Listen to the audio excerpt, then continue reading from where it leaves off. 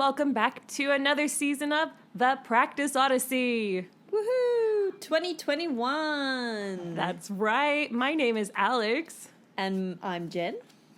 And in case you're new here, The Practice Odyssey is a podcast where for 2 weeks we live by the teachings of a methodology, a study, maybe even a news article or an app.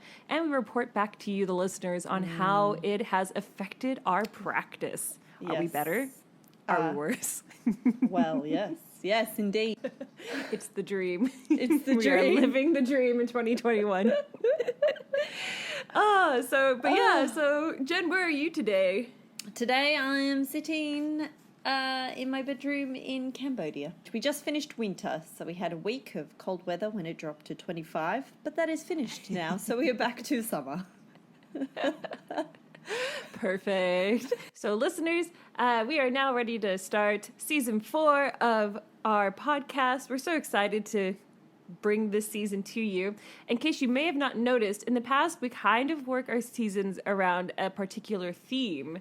And Jen, you had such a great idea for this season's theme, and I was so excited to start it. But do you want to tell them what the theme is? I think I had a thought about maybe we could do alternate instruments. So like the piccolo and alto flute, and experiment with what's out there. Because we do sometimes have to play those instruments a little bit. And I don't know about you, Alex, but man, both my piccolo and my alto playing could probably do a little bit of work. So, yes. I think mine could as well. So, absolutely. I think, that's why, they're usually the secondary instruments to the primary instrument, the flute. So when you had the idea for auxiliary instrument season, I was all for this because, yes, they could definitely use some touching up and refining. Yeah, and they are particular instruments with really different problems to the flute. Well, the concert flute, as we call it.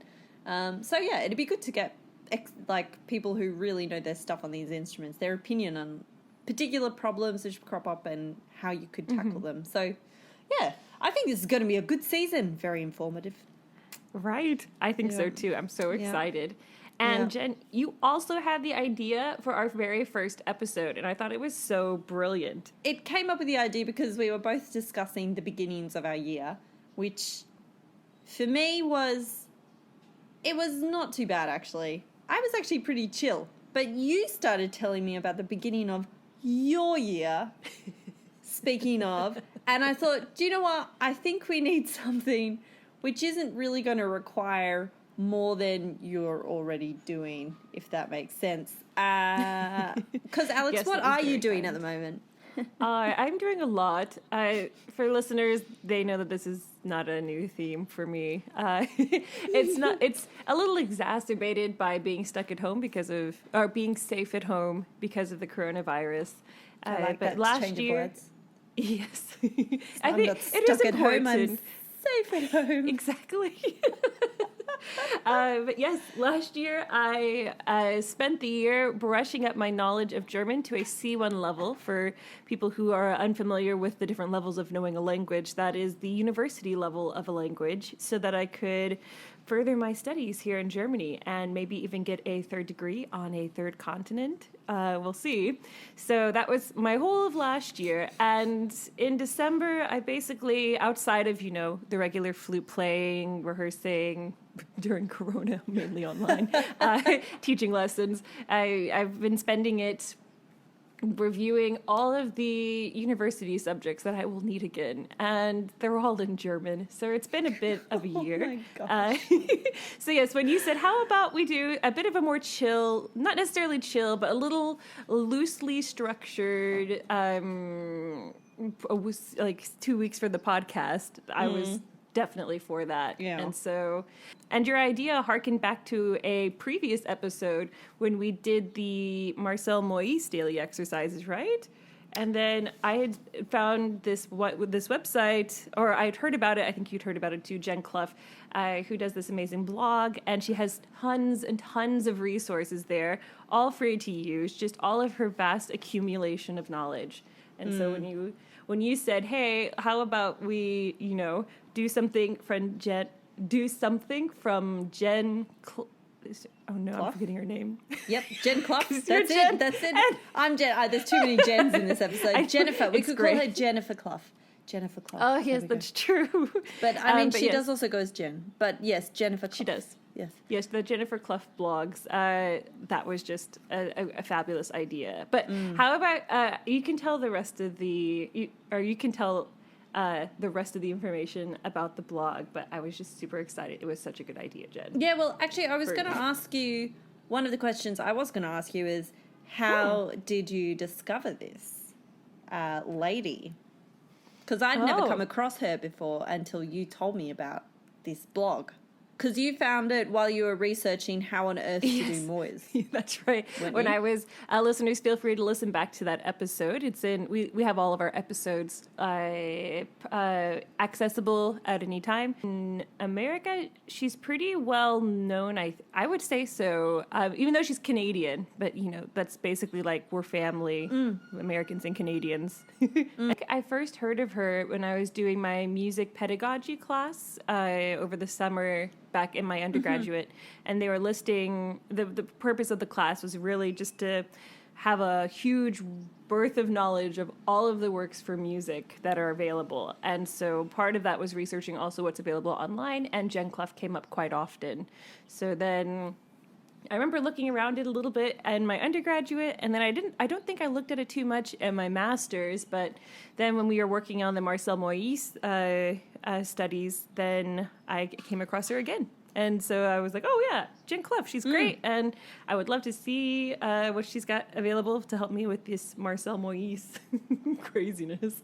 So, and it was perfect. It was just what I needed. So, but that was cool. Like I wasn't quite sure where you'd come across it. Yeah, because I've never heard of her. So she must be very much a North American name. This is a basic rundown of what she's got on her website. She was the principal flute of the Vancouver Island Symphony from 1995 to 2006. She's attended a lot of masterclasses of some pretty big names, including James Galway, Jean-Pierre Rampal, William Bennett, Paul Edmund Davies, Julius Baker, and even jazz flautist Mo Kaufman. She was also profiled in the Flutist Quarterly magazine of the National Flute Association in the fall of 2010. She's done lots of adjudicating, and she's also taught flute at the University of Vancouver Island.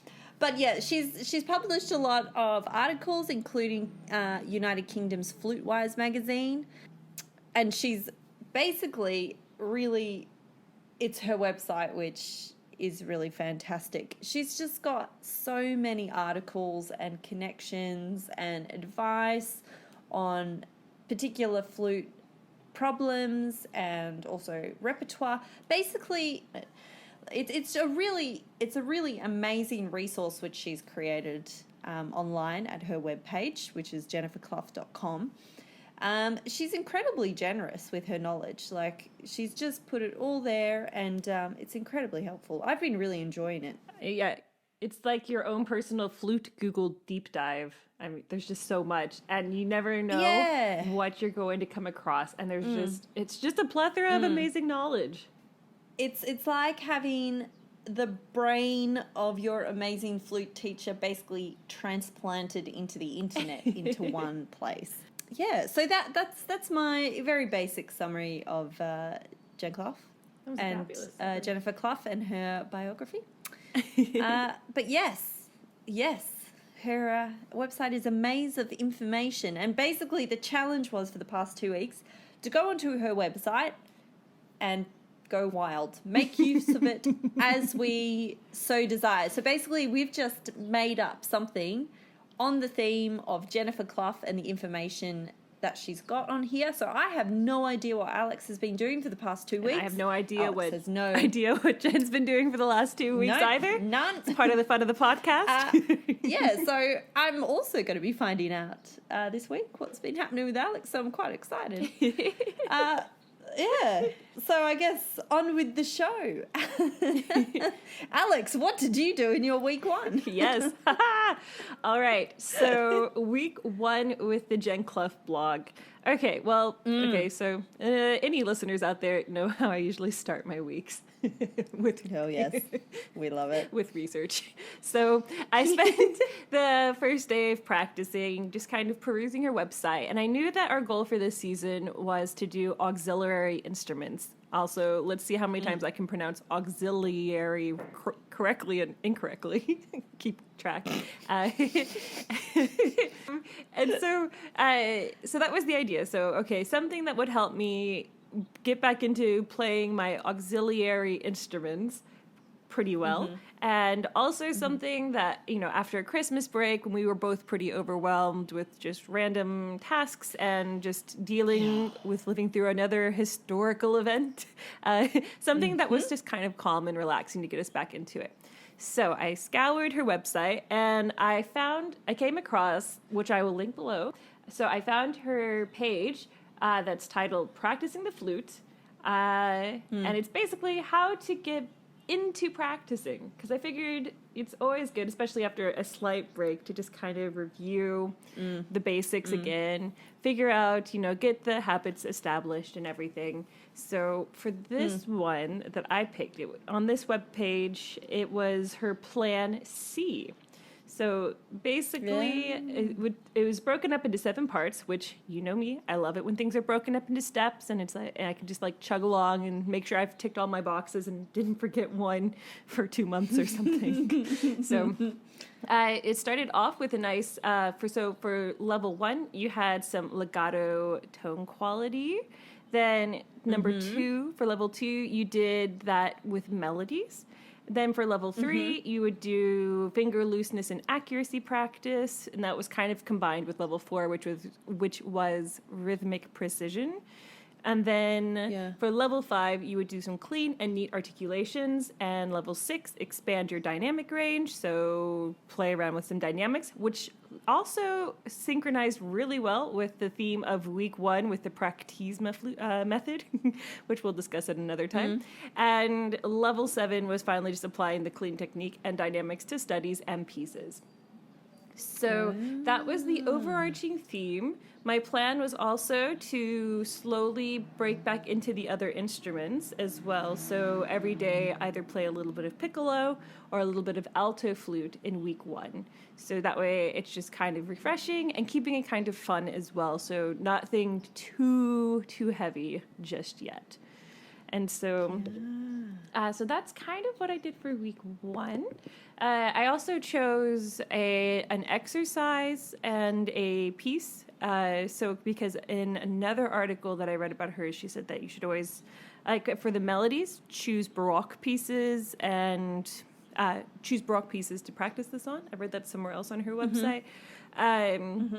So I chose one of the Telemann fantasies as well for that, and then also the Paganini Caprice number 1, just because I'm a masochist. So, and they're just so beautiful, and I figured that would also come in handy for step 5, for level 5 with clean and neat articulation, which, as we've discussed in the past, is a problem for me. That's usually the first thing out of my flute repertoire. It's like the first thing that goes. I did that for the first week. And luckily, for this setup, she lists a bunch of books you can use to practice this, including some that we've done before, like the Reichert and the Moyes and the Taffanel and Gobert. But she also mentions the Y omnibus for flute. And so I had just gotten that for Christmas, and I was very excited to play through it. And it basically fit everything in here into a nice little box. So my first week was basically just spent playing through the Y Omnibus, checking through all my little boxes, and just kind of becoming more comfortable with playing the flute again after just kind of doing some chill practice over the holidays. So Yeah, that was my week 1. Not too bad. Like, it was an excellent suggestion from you that we do something that was a little more relaxed. And this was, after, we were doing this around the first week of January. And so it was very nice. I was a big fan. So thank you, Jen. Thank you, Jen and Jen. I'm so excited about this episode. Double Jen. Jen squared. But yes, how was your week 1, Jen? What did you decide to do from the Jen Cluff blog? Yes. Well, for me, this was interesting because it's come up a lot over the past, how long have we been doing this? Like a year and a half? Yes. 2 years. Coming on 2 years, I think. Something. This year is our 2-year anniversary. Woo! I know. How extra is that? I don't even know what that means. That just people say it. Yes, perfect. Apologies if I'm misusing that. And a lot of things which came up, especially I remember Taffanel and Gobert. That episode is completely seared onto my memory. When we were spending something like an hour on the Taffanel and Gobert. It just took so long to get through. We talked a lot about like ratio of what to practice in your practice session, because the modern age, everyone's very time poor. We have to fit a lot in. We do. Even as a music student, when your whole life is devoted to improving your instrument and learning, still with all of the classes that you're supposed to be doing, the rehearsals, all the other stuff which is happening, you still have a finite amount to practice. So what do you focus on? Like, what do you need to prioritize? And so going through her blog, I found this really interesting article labeled Mary Bryan's Practice Routine. Not sure who Mary Bryan is. However, she was looking at Jeffrey Gilbert. So Mary Bryan had a problem where she drew up an enormous plan on how she was going to cover her entire library in a 15-week summer. But basically, 2 weeks later, after 7 to 8 hour practice sessions, it was just inconceivable that she'd be able to do it. So what Mary Bryan did was she came across Jeffrey Gilbert's practice plan. Now, Jeffrey Gilbert apparently is a British flute player who lived from 1914 to 1989. And he was apparently really, really influential on in the British flute scene. So he'd come up with this plan, which was 1/3 of the time on tone exercises, 1/6 of the time on indispensable technique, which would be scales and arpeggios, 1/6 of the time on variable technique, which could be your Taffanel and Gobert, Moyes, Reichardt, Y, Bohm, all that sort of stuff. 1/6 of the time on expendable technique, so etudes and studies, and they suggest 2 per week. And then the last 1/6 of your time on literature, so 1 piece per month unless you're preparing for a big concert. Ooh. So basically, say you had the excellent situation where you could be practicing 3 hours a day. It means that you would spend 1 hour in tone and then about 30 minutes on each of the remaining sections. But, I mean, it also fits super well into a 2-hour plan, which would give you 40 minutes on tone and then 20 minutes on each of the other sections. And then basically they say they give suggestions that if you're preparing for an audition or a concert goal, you try and do the 2-hour plan with the 40 minutes on tone and 20 minutes on the other. And then do as many extra hours on the repertoire which you're preparing for.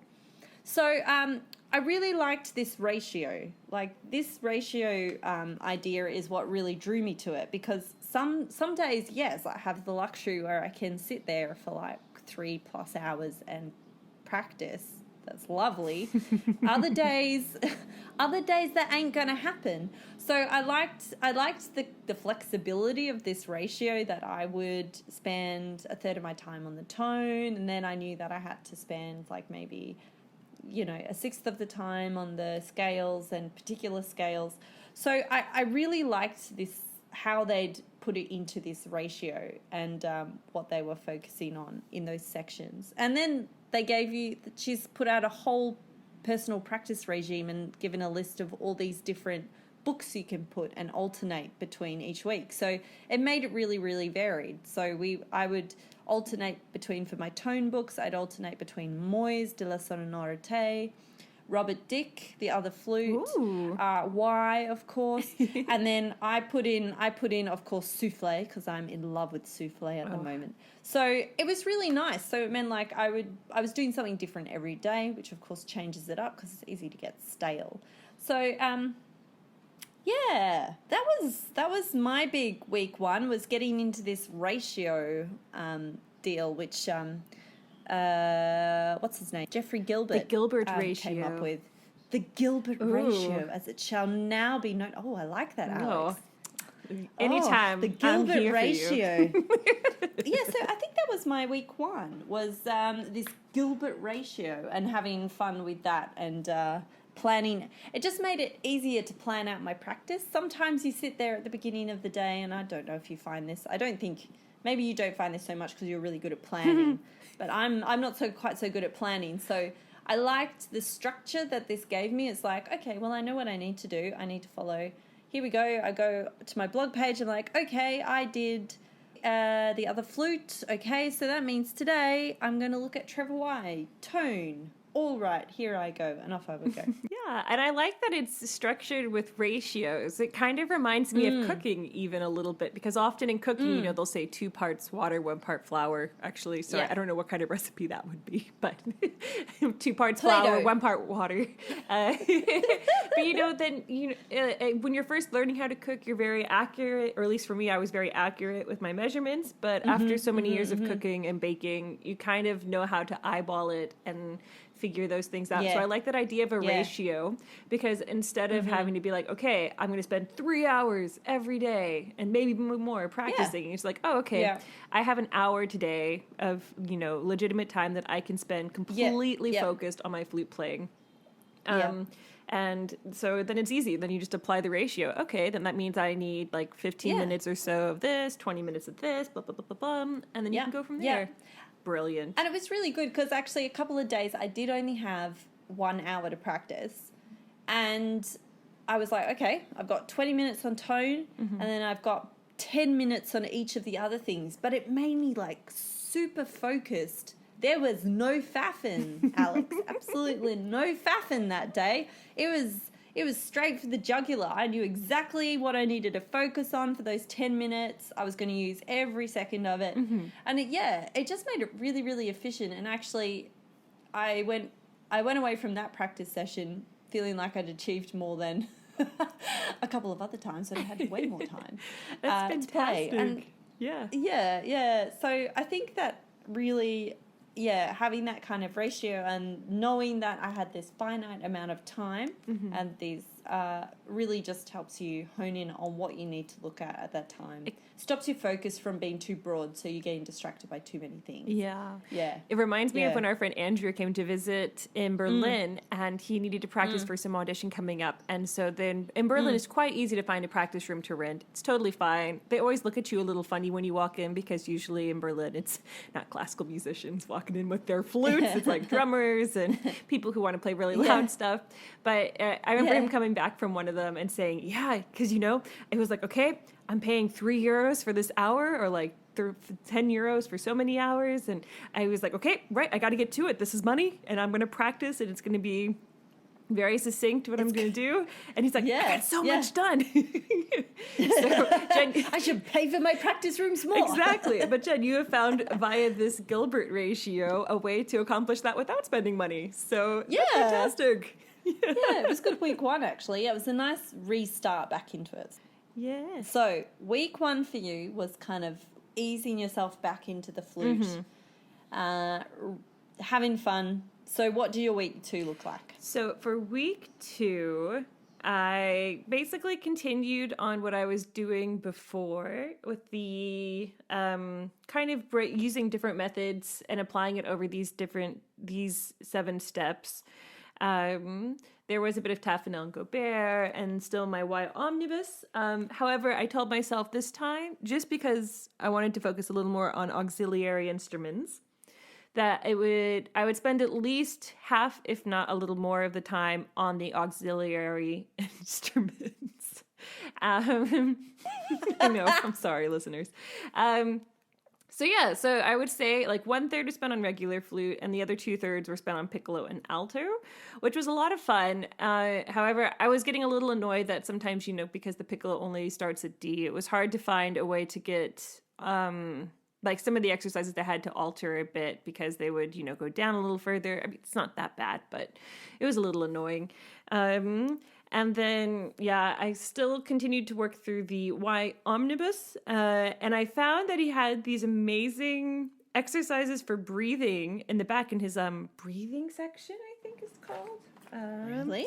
Ooh. But it was this idea I'd never come across before. Well, maybe I had, but not broken down this way. Basically on how to like continue to build the support from your air.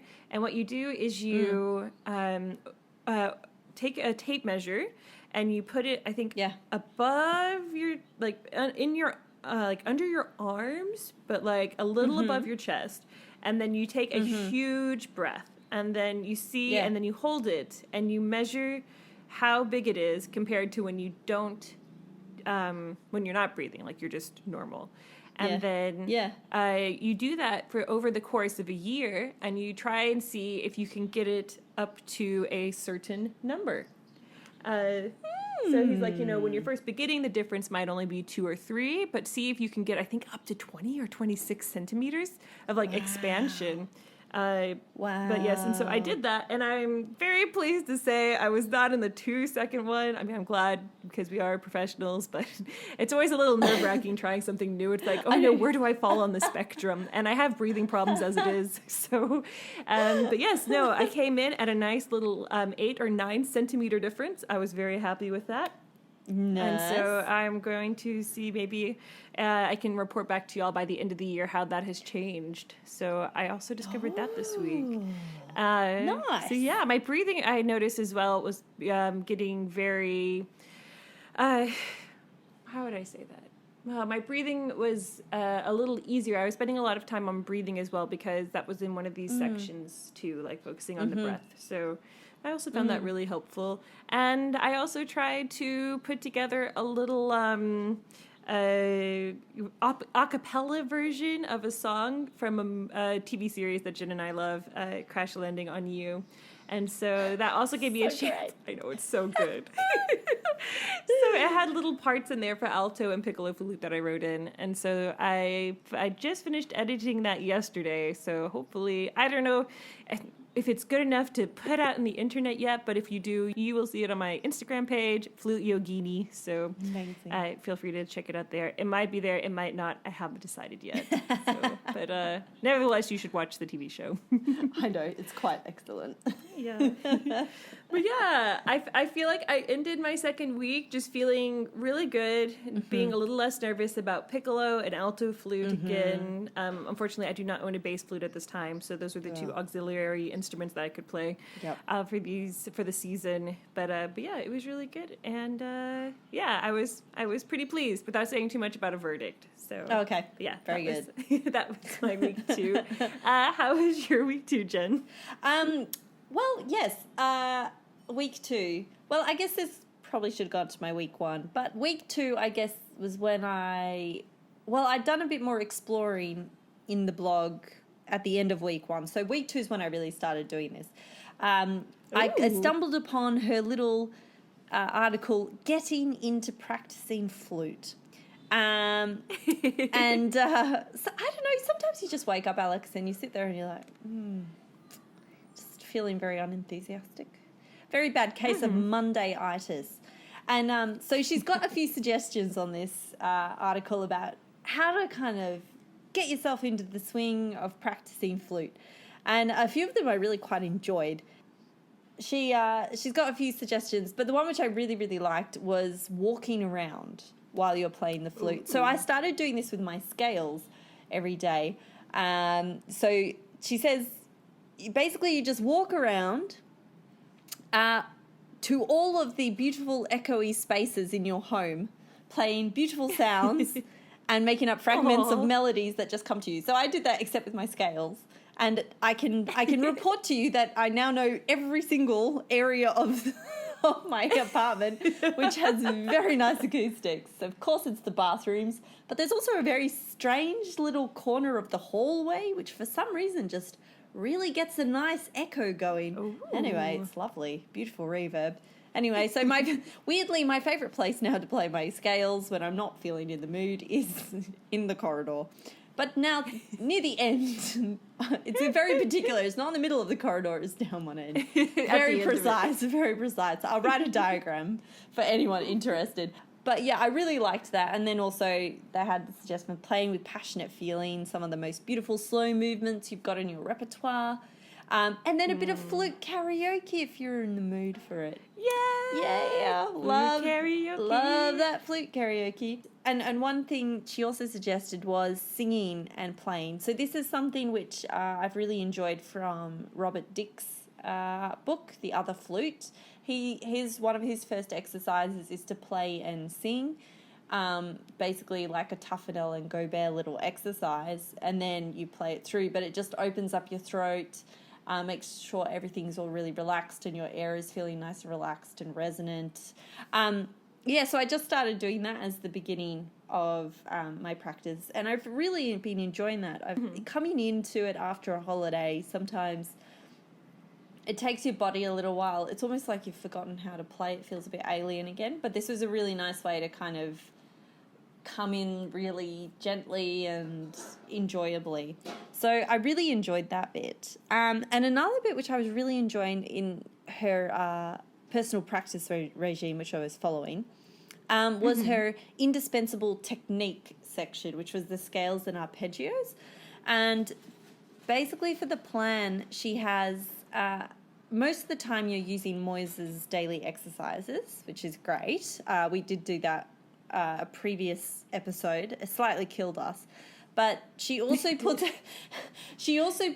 her own version of how to practice scales. And basically how you do it is you start on the tonic of the scale and you go up and down 2 octaves. Then you start on the supertonic, go up and down 2 octaves, median, up and down 2, and you continue in that pattern all the way up to the highest range that you have at that point. And it just it's a really nice way to practice your scale and also your modes at the same time, which is very nice. That's important for me because I'm learning jazz and apparently they do lots of mode stuff. But but yeah, the scales, it was just nice it meant you practiced your scales quite a few times, like you're doing it 8 times at least. But also like you were just, it was nice to kind of work your way up into the high register, helped you just keep your embouchure really loose and just everything really quite consistent. So I really enjoyed her technique with her scale system. That was really nice, actually. That was as I walked around my apartment. I enjoyed doing that. Yeah, and I think that's really was my second week. I just really enjoyed how she tackled technique and kind of gave real direction about where to go. And then it was fun switching through all her variable technique, which of course was Taffanel and Gobert and Y and all this stuff. She only has articulation for 2 days of the week, so that was one thing which I altered a little bit because at the moment I'm really working on my articulation, so I just needed that to be a few more times a week. So I just altered what I needed to, but as a whole, like I really enjoyed. Anyway, so yeah, that was my week 2. Pretty much wandering around my apartment, playing scales, and enjoying life. I know, that sounds almost like a verdict. I know, it did, didn't it? The verdict.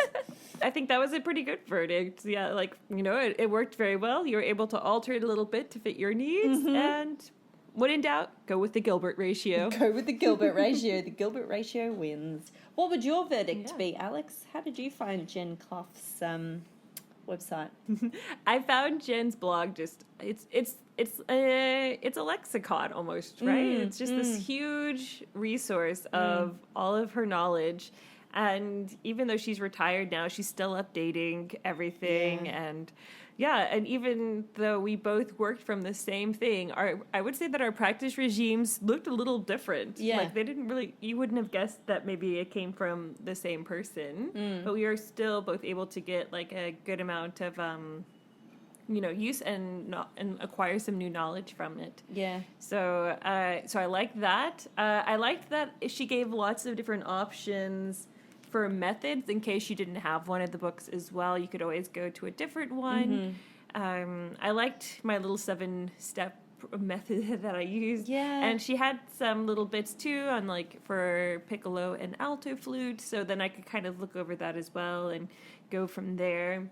And it also gave me a way to get into this Y omnibus that I just purchased as well. Because I've used some of his books. I may have even used all of his books in the past, but to have them all in one spot, and it's like, how do you use this? Yeah, we might do that in another episode, so I won't dive in too deep. But yeah, just how to get that going in my day-to-day practice. So yeah, I think I know it's interesting too, because normally we say is it going to stay on the stand? That's our question. But since it's a blog, we can't really put our blog on the stand. But we can make it a favorite on our on our computer. On our computers.